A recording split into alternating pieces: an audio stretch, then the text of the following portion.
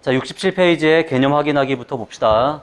질량과 에너지에 대한 설명으로 옳은 것을 동그라미, 아닌 것은 X. 특수상대성 이론에 의하면 물체의 질량은 변하지 않는다. 질량이 속도가 빠를수록 질량이 어떻게 됐어? 증가한다 그랬죠. 틀렸고, 관찰자가 볼 때 정지해 있는 물체의 에너지는 0이다. 이게 뭐냐면, 자, 물체라는 애는 질량을 가지고 있지. 그러면 정지해 있으니까 질량이 정지 질량이라고 표현을 합니다. 정지 질량. 물체가 정지 질량일 때는 에너지가 얼마냐면 이러한 에너지를 갖게 돼요. 이것을 정지 에너지라고 표현해.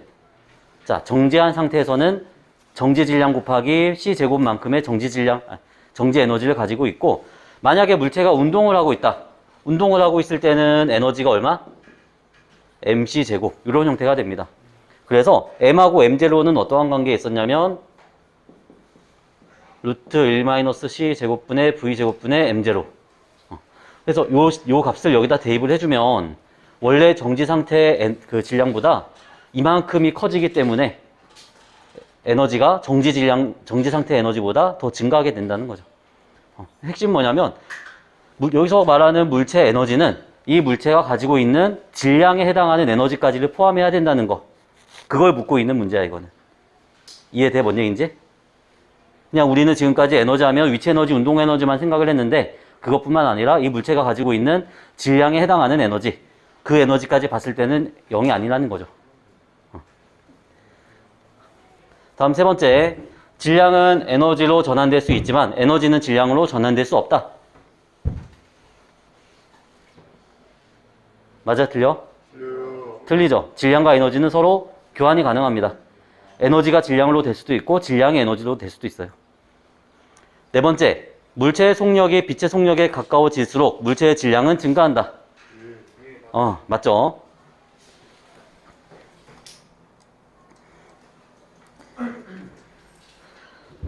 자, 다음에서 설명한 게 무엇인지 쓰시오. 핵반응 과정에서 감소한 질량. 이거 뭐라고 표현하냐면 질량 결손이라 표현합니다. 결손이라는 말이 잃어버렸다는 뜻이야. 그래서 우리 핵 반응할 때 핵분열이든 핵융합이든 간에 뭐 우라늄이 중성자랑 만나서 바륨, 크립톤, 중성자 3개가 만들어지면서 에너지가 발생을 했어. 이때 이 발생한 에너지는 어디서 온 거다? 질량 결손에 의한 에너지이다. 이렇게 표현을 합니다. 질량이 감소한 만큼, 질량이 결손된 만큼 에너지가 발생을 했다. 그렇게 이해하면 되겠고. 두 번째, 가벼운 원자핵이 결합하여 무거운 원자핵이 되는 핵반응. 핵융합 반응이죠. 핵융합이라 그래도 되고, 핵융합 반응. 이렇게 해도 뭐 틀린 표현은 아닙니다.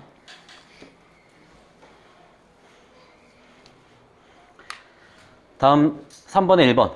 원자로에서 우라늄이 핵 분열할 때 반응 전의 질량이 반응 후의 질량보다 커, 작아? 크죠? 그러니까 반응 전이 크고 반응 후가 작으니까 질량이 감소한 만큼 어떻게 돼? 에너지로 나오는 거야. 2번. 태양 중심부에서 수소 원자핵이 핵 융합할 때 반응 전의 질량이 반응 후보다 크죠? 역시 핵 융합도 질량이 감소한 만큼 에너지가 발생하기 때문에 그런 겁니다. 3번. 핵반응에서 에너지가 방출되는 것은 무엇에 의한 것이다? 질량 결손에 의한 것이다. 감소한 질량만큼 에너지가 발생하는 겁니다.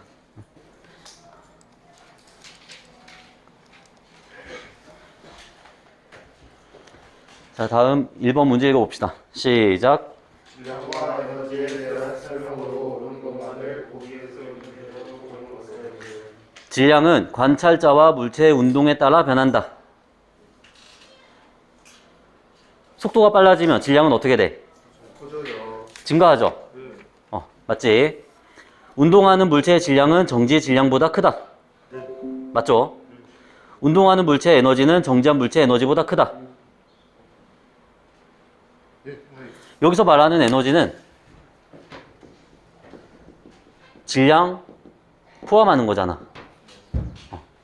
왜냐면 에너지는 mc제곱, 요 에너지를 의미하는 거니까. 근데 운동하면은 질량이 어떻게 돼? 늘어나. 질량이 늘어나면 에너지도 늘어나는 거겠죠. 맞지?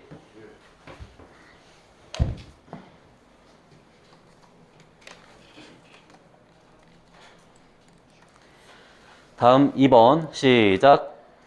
전자의 정지 질량은 m제로, 정지 에너지는 E제로이고 전자의 V의 중으로 운동할 때의 질량은 m이다. 이에 대한 설명으로 옳은 것만을 보기에 써 있는 대로 옳은 것을 정지 질량이 m제로, 정지 에너지가 E제로. m제로하고 E제로는 어떠한 관계식을 만족하지? E제로는 m제로의 C m제로의 C제곱. 에너지는 mc제곱에서 그냥 제로만 붙여준 거야, 그냥. 기억, E제로는 0이다. 이게 0이 되려면 정지 질량이 0이 돼야 되죠. 틀렸고. V가 클수록 M이 감소한다.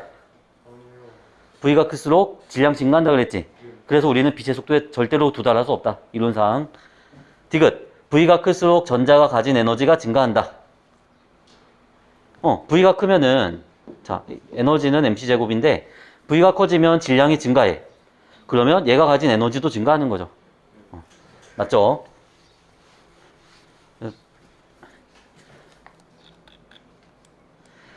계속해서 3번. 시작. 핵반응에 대한 설명으로 옳은 것만을 보기에 써 있는 대로 옳은 것을 반응 전의 총 질량과 반응 후의 총 질량은 같다. 핵반응 전후의 질량이 어떻게 돼? 감소합니다. 핵융합이든 핵분열이든 상관없이 무조건 줄게 돼 있어. 그래, 틀리지. 가벼운 핵이 합쳐져 무거운 핵이 되는 과정은 핵융합이다. 맞죠? 핵융합에서는 에너지가 방출되고 핵분열에서는 에너지가 흡수된다.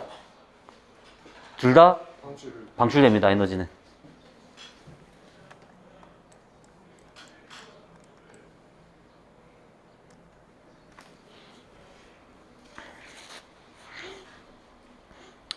다음 4번 시작. 다음은 어떤 핵반응에 대한 설명이다.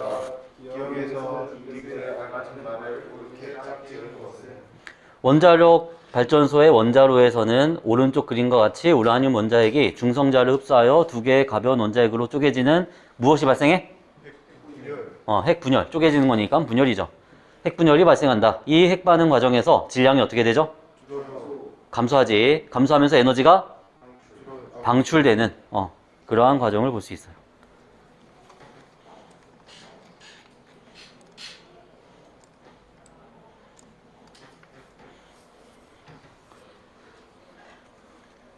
뭐 설명을 내가 그렇게 막 자세하게 길게 안 했어도 어렵지 않지, 그치?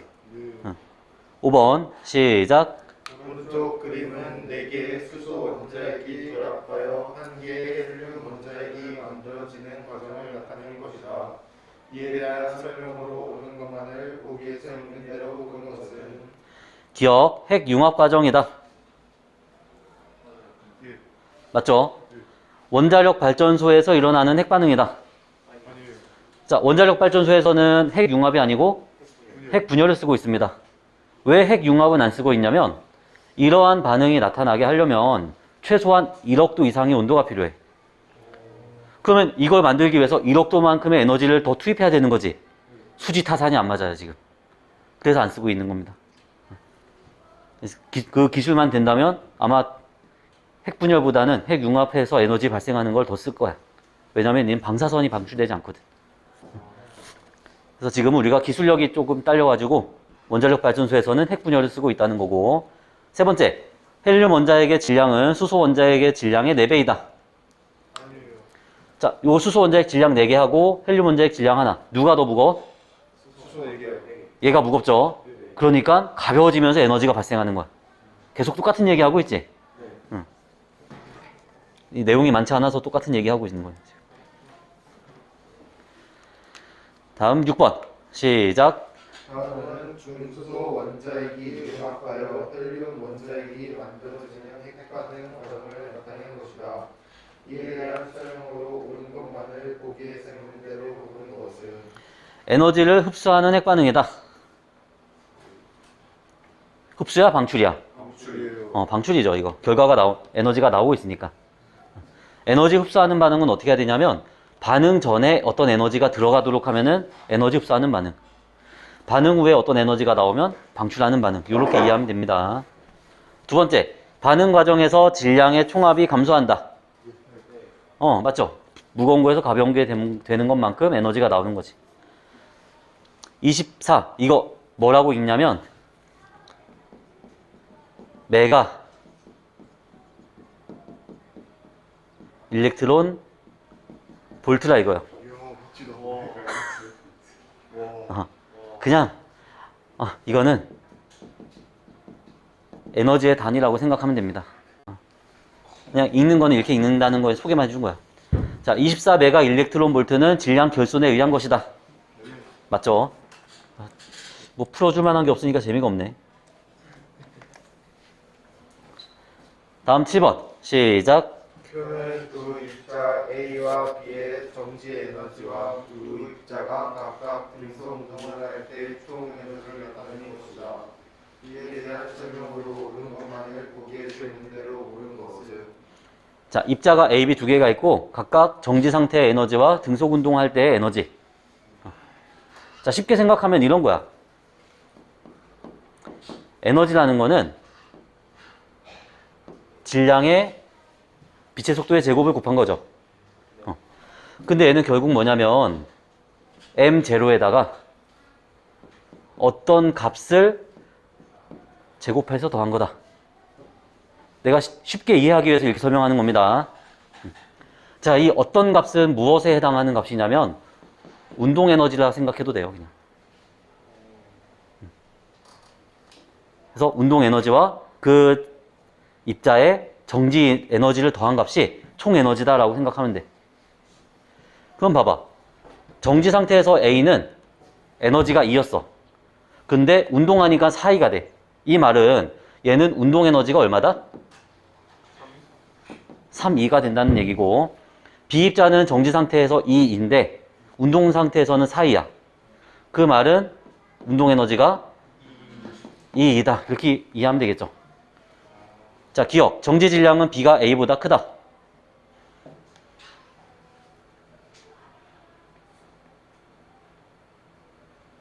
누가 더 커? B가 더 크지, 정지 질량. 왜 이렇게 숙연해졌어, 갑자기? B가 더 크죠? 니은. 나에서 입자의 질량은 A와 B가 같다.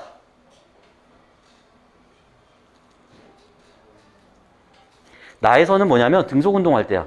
자, 물체가 운동할 때는 그 물체가 가진 에너지가 mc제곱이지. 이 m이라는 값 안에 정지 질량과 운동 에너지가 더해진 거다라고 생각하면 된다 그랬고, 우리는 지금 이것만 하면 됩니다. 이것만 놓고 봤을 때 얘랑 에너지가 같다는 얘기는 질량이 같다는 거죠.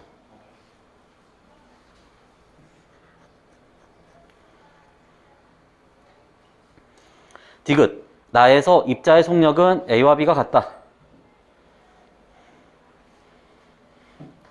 생각해봐봐. 질량이 같아, 둘이. 나에서.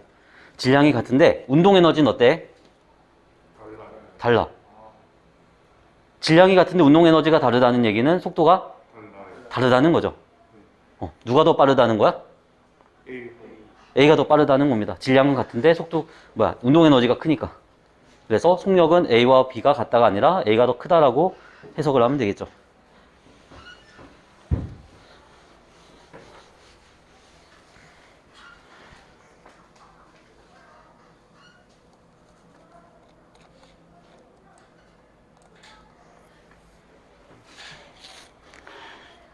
다음 8번 시작. 그림은 지구에 정지한 물체 A와 영위에 대해 오른쪽으로 0.6시의 일정한 속력으로 운동하는 윤수가 한 우선을 나타낸 것이다. 지구에서 영위가 측정한 A의 질량은 m제로이다. 이에 대한 설명으로 옳은 것만을 보기에서 있는 대로 옳은 것을. 기억. 영희가 관찰할 때 A의 총 에너지는 0이다. 얼마야? m제로 C제곱. 그렇지. m제로 C제곱이 돼야 되죠, 이거. 질량이 m제로니까. 니은. 민수가 관찰할 때 A의 질량은 m제로보다 크다. 민수가 관찰하면 A라는 입자는 운동하고 있어. 그러면 질량이 어떻게 돼야 돼? 커져야 됩니다. M0보다 커야 되죠, 그러면. 디귿, 민수가 관찰할 때 A의 총 에너지는 M0 C제곱보다 크다.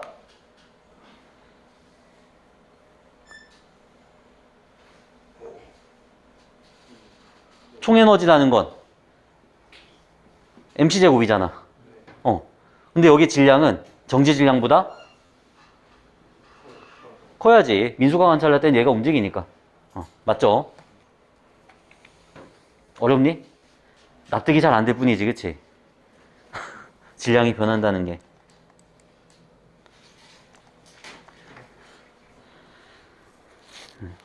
조금만 참아. 요 단원만 넘어가면은 납득되는 단원이 나와요, 이제.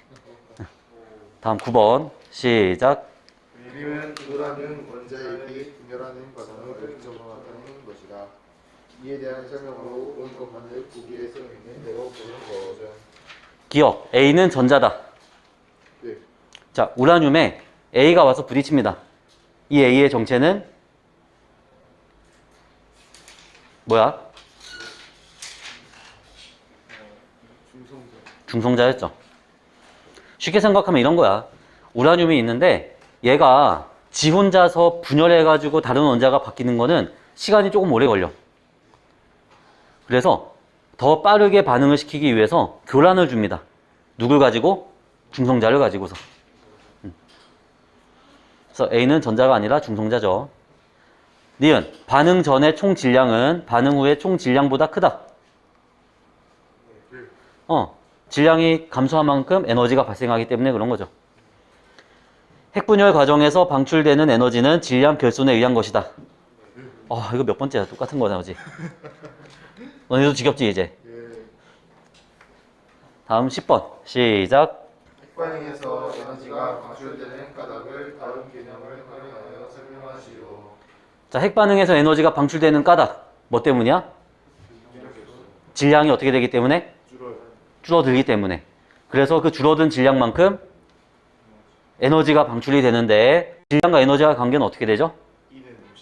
E는 mc제곱. 더 정확하게 표현하자면 요 핵반응에서 에너지가 방출되는 과정은 질량이 감소한 만큼 나오지. 그래서 질량의 변화량에다가 C제곱을 곱한 만큼 에너지가 발생을 합니다. 질량 결손에 의한 것이기 때문에 이 말을 한글로 잘 풀어서 써주면 되겠죠. 이거. 그래서 뭐라 써요 하지 말고 뒤에 답을 봐봐. 그냥 이해를 잘 하면 되는 거예요. 다음 11번 시작. 다음은 수소 원자핵과 우라늄 원자핵의 핵반응식을 나타낸 것이다. 이에 대한 설명으로 옳은 것만을 보기에 써 있는 대로 고른 것. 가는 수소 4개가 헬륨과 이거 또 이상한 게 하나 나왔는데 얘가 정체가 뭐냐면 이가 뭐야? 이 자연산수. 그렇지. 이는 자연로그 2죠. 그거 말고 이거 뭐지? 뭐의 약자일까? 우리 중성자를 중성자를 뭐라 썼었지? N이라 썼죠. 살에 걸렸어. 자, 중성자가 뉴트리온의 약자입니다. 그래서 뉴트리온의 약자 N. 그럼 E는 뭐의 약자일까? 일렉트론. 전자예요. 근데 얘는 좀 이상해. 전자인데 플러스가 돼 있어. 이런 애들을 양전자라고 합니다.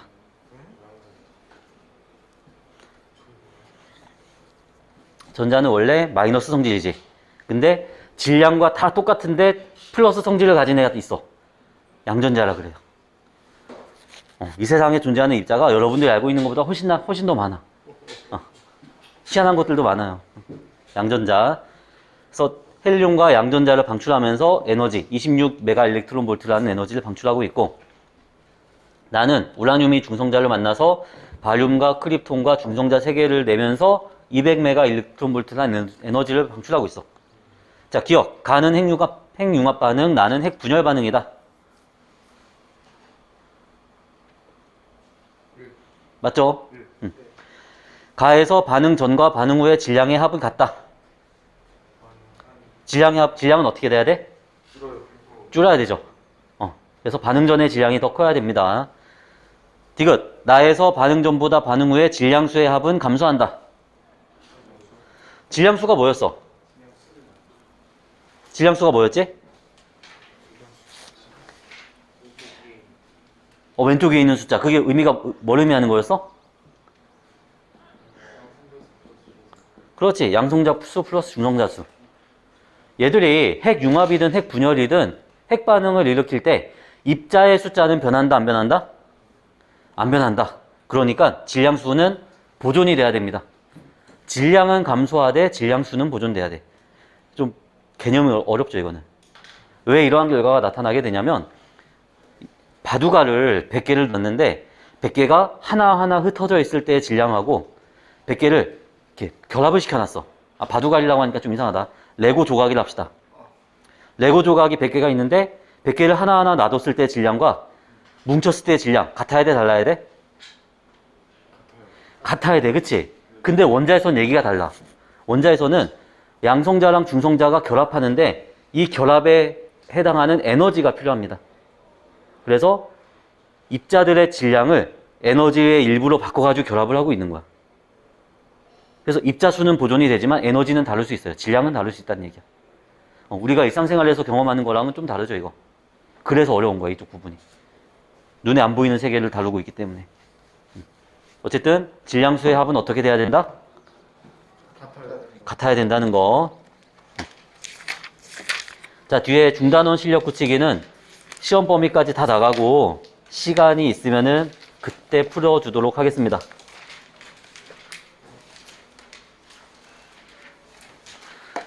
(84페이지에) 원자와 전기력.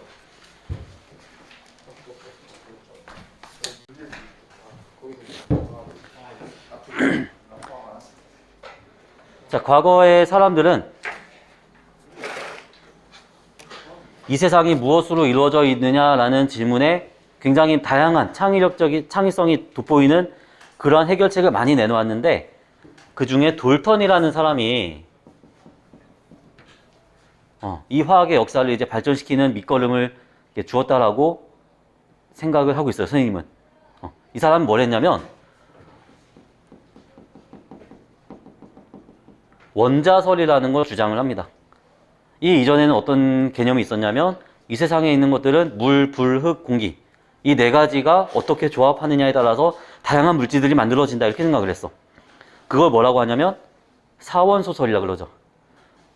사원소설 그 이후에 이제 사람들이 또 의견이 많았지만 그래도 가장 과학적으로 가장 지금 가까이 온 거는 이 사람이었어, 돌턴. 자, 돌턴에 의하면 원자는 물질을 구성하는 가장 작은 단위이고 얘는 더 이상 깨지지 않고 변하지 않고 없어지거나 뭐 새로 생기지 않는다. 뭐 이러한 주장을 하는데 어쨌든 간에 돌턴이 주장한 원자는 이런 모양이었어요. 더 이상 쪼갤 수 없는. 그래서 사람들은 이제 모든 것들이 원자로 이루어져 있구나라고 믿게 됩니다. 그리고 이 원자는 세상에서 가장 작은 물질, 작은 단위 이렇게 생각을 해왔는데 시간이 흘러서 톰슨이라고 하는 과학자가 어떤 실험을 하다 보니까 이상한 애가 발견이 돼. 일단은 전기적으로 마이너스 성질을 가지면서 이때까지만 해도 세상에서 알려진 가장 가벼운 원소가 수소였거든. 수소보다 1800배 가벼운 입자가 발견이 돼요. 그게 누굴까? 마이너스 성질을 가지면서 수소보다 1800배 가벼운 애. 전자였어. 톰슨은 전자를 발견합니다. 그래서 전자가 있다는 거는 원자 안에 뭔가 다른 구조가 있다는 거지. 그리고 여기서 전자를 분리할 수 있다는 거죠. 그래서 톰슨은 어떤 식으로 원자를 생각을 했냐면 얘는 건포도빵 모형이라고 합니다. 또는 푸딩 모형. 푸딩 뭔지 알지? 자, 건포도빵, 푸딩처럼 플러스가 기본이 되는 베이스에 마이너스인 전자들이 건포도처럼 콕콕콕 박혀있다라고 생각을 한 거죠. 이게 톰슨의 전자 모형이야. 원자 모형. 자, 톰슨이 이렇게 이제 설명을 했는데 이 이후에 러더퍼드라는 사람은 무슨 실험을 하냐면 금 있죠, 금. 금이라는 애는 엄청나게 얇게 펼 수가 있어. 얼마나 얇냐면 원자가 한 겹이 될 정도로. 그래서 원자 한 겹으로 된 금박지에다가 알파 입자라고 부르는 헬륨을 쏩니다. 그러면 이 이론에 의하면 대부분의 원자들이 다 통과해서 그냥 지나가야 돼요. 근데 이 실험을 해보니까 한 만 개 중에 한 개 정도가 되튕겨 올라와. 그 말은 원자 내부에 뭔가 작고 질량이 큰 부분이 있다라는 겁니다. 그래서 얘는 뭘 했냐면, 얘가 아니지, 이분은 뭐 했냐면 원자 핵을 발견을 했어요. 가운데에 질량이 굉장히 크고 굉장히 작은 입자가 있다. 그래서 러더퍼드의 원자 모형 하면은 중심에 원자 핵이 있고 전자가 이렇게 돌고 있는 이러한 모양으로 얘기를 많이 합니다. 여기까지는 여러분들이 알고 있는 원자 모형이지. 자, 이제 이 러더퍼드가 원자의 모양을 보니까 중심에 원자 핵이 있고 전자가 돌고 있다 이렇게 주장을 했는데, 사실 이 원자 모형은 굉장히 치명적인 단점이 있어. 뭐냐면은 전자가 이렇게 원운동을 하잖아. 자, 원운동 하는 거는 등속운동이야, 가속운동이야? 가속이요. 그치? 왜 이래? 이거 4반 가난하네. 5반 가난하네. 마카도 없고. 저기도 없어? 자, 그냥 빨간색 마법식을 쓸게.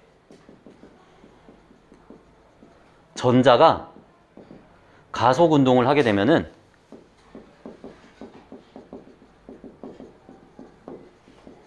전자기파를 방출을 해야 돼. 조금 말이 어렵지, 그치? 전자기파라는 거는 에너지입니다. 그럼 얘가 삥삥 돌면서 에너지를 방출을 하면 자기 자신의 에너지는 어떻게 돼? 줄어야 돼. 줄어드니까 얘가 원자핵에 충돌해서 없어져야 됩니다. 이게 단 1초도 안 걸려요. 그럼 이 세상에는 원자가 존재할 수 있어, 없어? 없지. 다 붕괴돼서 없어져야 되니까. 그래서 러더퍼드가 이 모양을 주장했을 때 굉장히 큰 단점이 있었는데, 이 단점을 누가 해결을 하냐면 보어라는 과학자가 해결을 합니다. 자, 보어는 어떻게 주장을 하냐면 원자의 중심에 원자핵이 있고 이 주변에 전자들이 돌고 있는 건 맞는데, 전자들이 아무렇게나 도는 게 아니라 정해진 궤도, 특정한 궤도에서만 돌 수 있다. 그리고 이 특정한 궤도는 전자가 전자기파를 방출하지 않는 안정한 궤도이다라고 주장을 합니다. 그래서 여러분들 작년에 작년에 뭐였지? 통합과학 배울 때 전자껍질 배웠죠? 첫 번째 껍질 몇 개 있고 두 번째 껍질 몇 개 있고. 지금 화학 시간에는 오빌타 배우지? 그게 전부 다 이 사람 모형을 따른 거예요. 전자가 안정화될 수 있는 궤도를 의미하는 거. 자, 그러면 전자는 어째서 원자핵에서 벗어나지 않고 항상 그 원자핵 주변에 존재할 수 있느냐? 이거는 우리 지구하고 달하고 비교해 보면은 굉장히 쉬워요. 자, 지구 주변에 달이 돌고 있는데 얘 왜 돌고 있어? 중력 때문에, 만류력 때문에, 그치? 자, 지구의 질량 라지 m, 달의 질량 스몰 m. 둘 사이에 떨어진 거리가 r이야. 그럼 얘네 둘 사이에 작용하는 만류력의 크기는 얼마죠? 배운 적 있나, 이거? 배운 적 없어? 자, 둘 사이에 작용한 만류력은 r제곱분의 g 라지 m 스몰 m. 이러한 힘이 작용을 합니다. 여기서 r은 뭐야? 둘 사이에 떨어진 거리. g는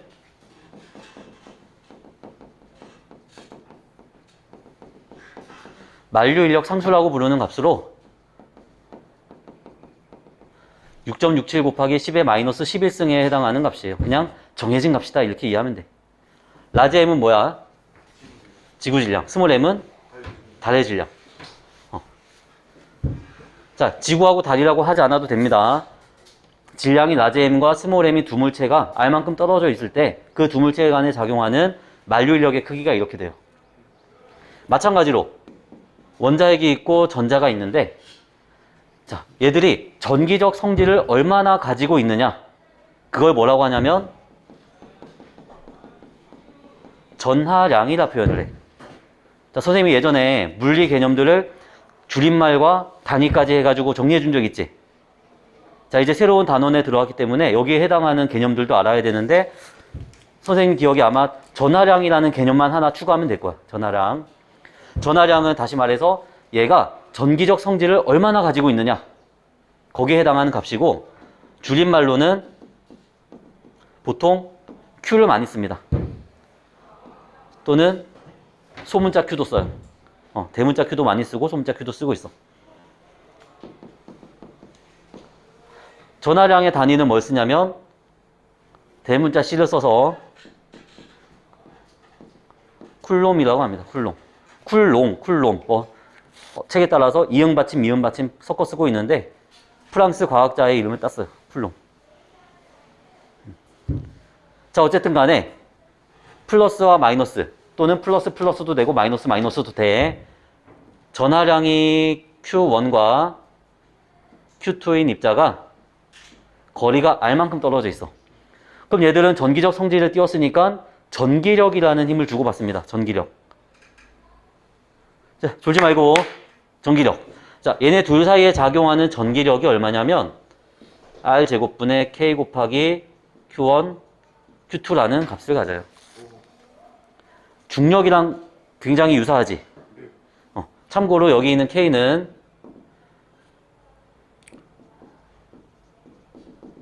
쿨롱 상수라 그래서 9 곱하기 10의 9승이라는 값을 갖습니다.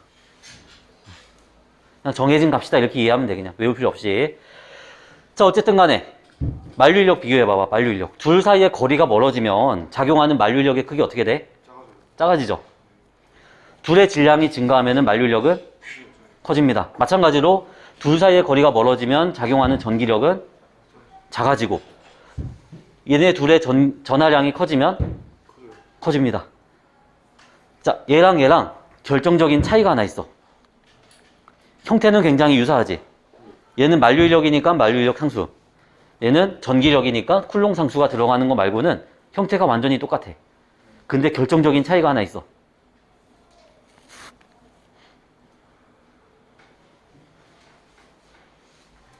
뭘까?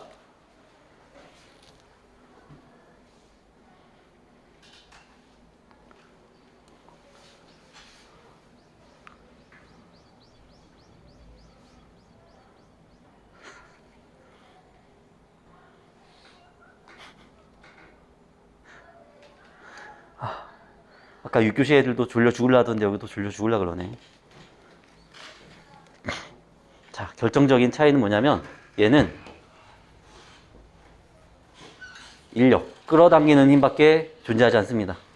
밀어내는 힘은 불가능해. 근데 얘는 플러스 보호냐 마이너스 보호냐에 따라서 끌어당기기도 하고 밀어내기도 한다는 거죠. 차이점은 얘는 인력만 존재하고 얘는 청력만 존재하는 거야.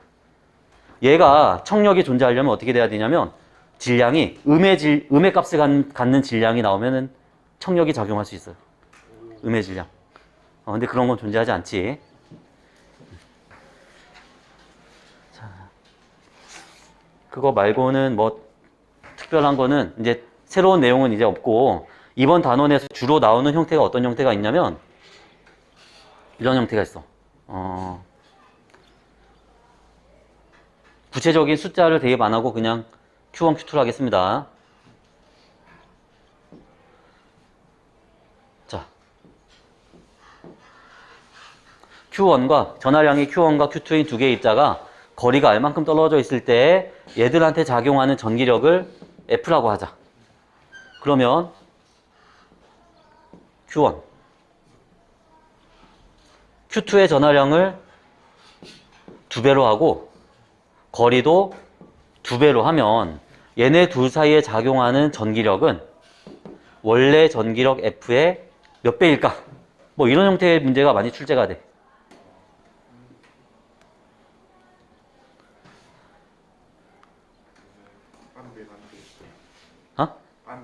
반대? 아, 반대라고? 그렇지, 반배지. 어떻게 하면 되냐면 여기 이 식에다가 대입만 해보면 돼요. 대입. 자, 원래 상태 Q1, Q2가 R만큼 떨어져 있을 때의 전기력 어떻게 구해? R제곱분의 K의 Q1, Q2. 자, 거리가 2배가 됐고 얘가 전하량이 2배가 됐어.